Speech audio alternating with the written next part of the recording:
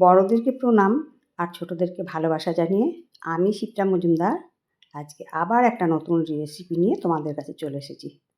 আশা করি রেসিপিটা তোমাদের ভীষণ ভালো লাগবে, তাহলে দেখতে শুরু করো এখন থেকে। আজকে আমি তোমাদেরকে কি দেখাতে চলেছি দেখো বন্ধুরা, আমি একটা মূলো নিয়ে নিয়েছি বেশ বড় সাইজের। এই মূলোটা দিয়েই কিন্তু আজকে আমি একটা সুন্দর রেসিপি তোমাদেরকে তৈরি করে দেখাবো। এর আগে এরকম রেসিপি তোমরা খেয়েছো কি না তোমরা কিন্তু কমেন্টসের মাধ্যমে জানাবে। এটা একটা সম্পূর্ণ নতুন ধরনের রেসিপি। আমি দেখো পিলারের সাহায্যে খোসাগুলোকে একটু একটু করে ছাড়িয়ে দিলাম, সামনের দিকটা আর পিছন দিকটা একটুখানি কেটে বাদ দিয়ে দিলাম। এবারে পুরো মূলোটাই রান্না করব, তোমাদেরকে দেখিয়ে দিচ্ছি। এইভাবে মূলোগুলোকে টুকরো টুকরো করে কেটে নিয়ে এবারে এইগুলোকে এরকম করে পাতলা পাতলা করে কেটে নেবো। প্রত্যেকটা মূলো টুকরোকেই আমি এইভাবে প্রথমে 3 পিস দিয়ে আবার আড়ে আড়ে 3 পিস দিয়ে দিলাম। পুরো মূলোটাকেই আমি এইভাবে কিন্তু কেটে নেব। দেখো সম্পূর্ণ মূলোটা আমার কাটা হয়ে গেছে। এবার একটা বাটির মধ্যে তুলে রাখলাম। এটা কিন্তু আমনের মূলো, এগুলো একটু মিষ্টি মিষ্টি হয়, খেতে ভালো লাগে ভীষণ। এবার একটা আলু নিয়ে নিলাম, আলুটাকে খোসা ছাড়িয়ে কেটে নেব। তোমাদেরকে কাটাটাও দেখিয়ে দিচ্ছি, একটুখানি মোটা সাইজ হবে। প্রথমে গোলের দিকে কেটে নিয়ে তারপরে এরকম লম্বা লম্বা করে কেটে নিলাম। এইভাবে পুরো মূলোটাই কাটা হয়ে গেল। এবার মূলো আর আলু সম্পূর্ণটা একটা বাটির মধ্যে তুলে রাখলাম, আর আলুটা আর মূলো কীভাবে কেটে নিয়েছি তোমাদেরকে একটু দেখিয়ে দিলাম। এরপরে অল্প একটুখানি নুন দিয়ে এটাকে ভালো করে মাখিয়ে রাখবো। মূলো থেকে বেশ কিছুটা জল বেরিয়ে যাবে আর নরমও হয়ে যাবে। এবার দেখো কয়েক টুকরো কলা পাতা নিয়ে নিচ্ছি, কয়েক পিস, সেটাকে একটু আগুনের মধ্যে সেঁকে নিচ্ছি। আজকে আমি তোমাদেরকে মূলোর পাতুরি তৈরি করে দেখাবো। এত সুন্দর টেস্ট আর এত সুন্দর গন্ধ হয়, এটা এক থালা ভাত কিন্তু নিমেষেই খাওয়া হয়ে যায়। আর নিরামিষ দিনে তো ভীষণ জমে যায়। এবার দেখো মিক্সিং জারের মধ্যে কালো সর্ষে 1/2 চামচ, সাদা সর্ষে 1/2 চামচ আর 2 চামচ পোস্ত নেব। এটা নিয়ে শুকনোভাবে একটুখানি গ্রাইন্ড করে নিয়ে আসবো। দেখো শুকনো অবস্থাতে আমার গ্রাইন্ড করা হয়ে গেছে, বেশ একদম পুরো মিহি হয়ে গেছে। এরপরে আমি যা যা জিনিস অ্যাড করছি সেগুলো দেখাচ্ছি।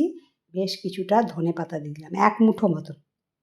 এবার দিয়ে দিচ্ছি 3টে পাকা লঙ্কা। অল্প একটু জল দিয়ে এটাকে মিহি একটা পেস্ট করে নিয়ে আসবো। ঢাকনা চাপা দিয়ে দিলাম। এবার দেখো মিহি পেস্ট করে নিয়ে এসেছি। এবারে একটা টমেটো নিয়ে নিয়েছি, টমেটোটাকে আমি টুকরো টুকরো করে কেটে নেব। একটু বড় সাইজ করেই টুকরোটা কাটবো। বোটার দিকটা কেটে বাদ দিয়ে দিলাম। আর টমেটোটা হলো মাঝারি সাইজের একটা টমেটো, তোমাদেরকে দেখিয়ে দিচ্ছি। একটু মোটা সাইজের করে কেটে নিতে হবে।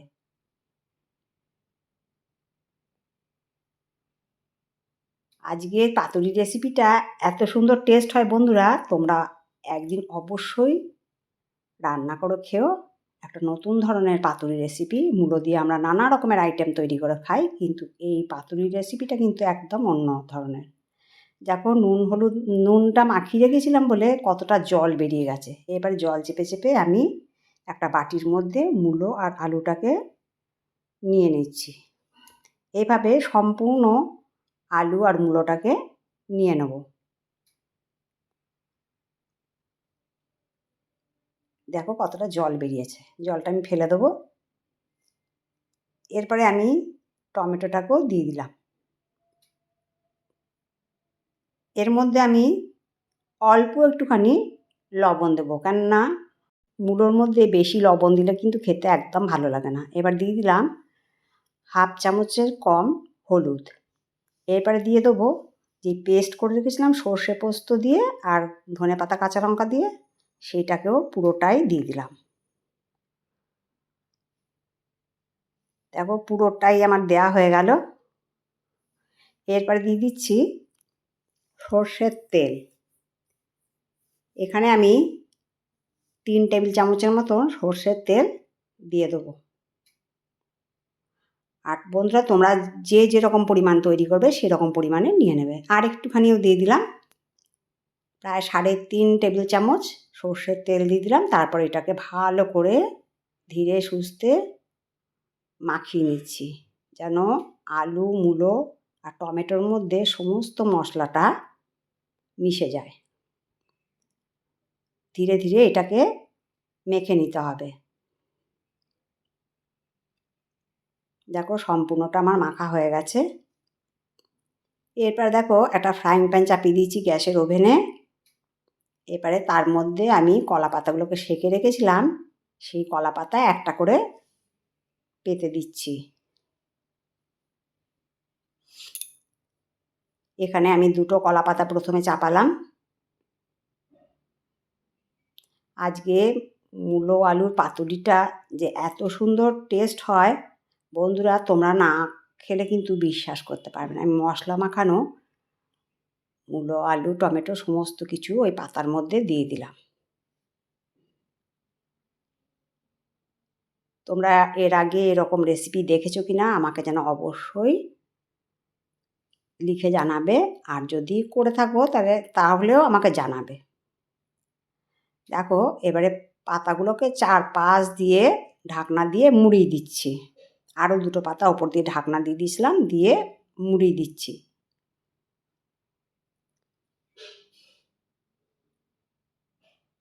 এরপর একটা ঢাকনা চাপা দিয়ে পাতাগুলোকে ভেতর দিয়ে ঢুকিয়ে দিলাম। বেশ কিছুক্ষণ এটা মিডিয়াম টু লো আছে আমি রান্না করে নেব। দেখো বেশ মিনিট 10-এর মতন রেখে দিয়ে আমি ঢাকনাটা খুলে নিলাম। এরপরে একটা থালা নিয়ে নিলাম, তারপরে অপর পিঠটা উল্টে দিলাম। দেখো কত সুন্দর ভাজা ভাজা হয়ে গেছে অপর পিঠটা। এবার যেই পিঠটা উল্টে দিলাম সেই পিঠটার নিচের দিকে দিয়ে এরপরে আবার আমি ঢাকনা চাপা দিয়ে রাখবো, আবার মিনিট 10-এর মতন। মিনিট 10 থাকার পরে আমি ঢাকনাটা খুলে তোমাদেরকে আমি দেখিয়ে দিচ্ছি। দেখো কত সুন্দর দেখতে হয়েছে। সম্পূর্ণ পাতুরিটা কিন্তু খুব সুন্দর সেদ্ধ হয়ে গেছে। আলুগুলোও যেমন সুন্দর সেদ্ধ হয়ে গেছে, আর মূলোও খুব সুন্দর সেদ্ধ হয়ে গেছে। তোমাদেরকে কেটে দেখিয়ে দিলাম, একদম সুসিদ্ধ হয়ে গেছে। রান্নাটা প্রায় কমপ্লিট হয়ে গেছে। এরপরে দেখো ওপর থেকে একটা পাতা আমি ঢাকনা চাপা দিয়ে অপর পিঠটা আবার উল্টে দিলাম।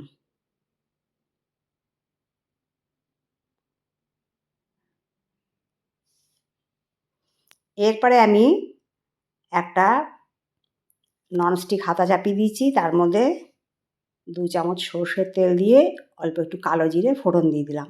সবার শেষে একটা ফোড়ন দিতে হবে, এইটার জন্য কিন্তু পাতুরিটা একটা অন্য মাত্রা পেয়ে যায়। দেখো এরপর আমি এটা ওপর থেকে ছড়িয়ে দিচ্ছি। যাই হোক বন্ধুরা, আজকের রেসিপিটা তোমাদের কেমন লাগলো? যদি ভালো লাগে লাইক, শেয়ার, কমেন্ট আর সাবস্ক্রাইব করে আমার চ্যানেলের পাশে থেকো। আর যদি নতুন কোনো বন্ধু এসে থাকো অবশ্যই বেল বাটনটা অন করে দিও, তাহলে সমস্ত নোটিফিকেশান তোমাদের কাছে পৌঁছে যাবে। 2টো কাঁচা লঙ্কা দিয়ে ডেকোরেশন করে দিলাম। দেখো কত সুন্দর দেখতে লাগছে। তাহলে বন্ধুরা তোমরা তোমাদের সুন্দর সুন্দর কমেন্টসের মাধ্যমে জানিও আজকের রেসিপিটা কেমন লাগলো। তোমাদের তো সুন্দর সুন্দর কমেন্টস পেলে আমি আরেকটা রেসিপি তৈরি করতে কিন্তু অনেক উৎসাহ পাই। তাহলে বন্ধুরা আজকে এই পর্যন্ত রাখি। অন্য কোনো দিন অন্য কোনো রেসিপিতে আবার দেখা হবে। কেমন? টাটা।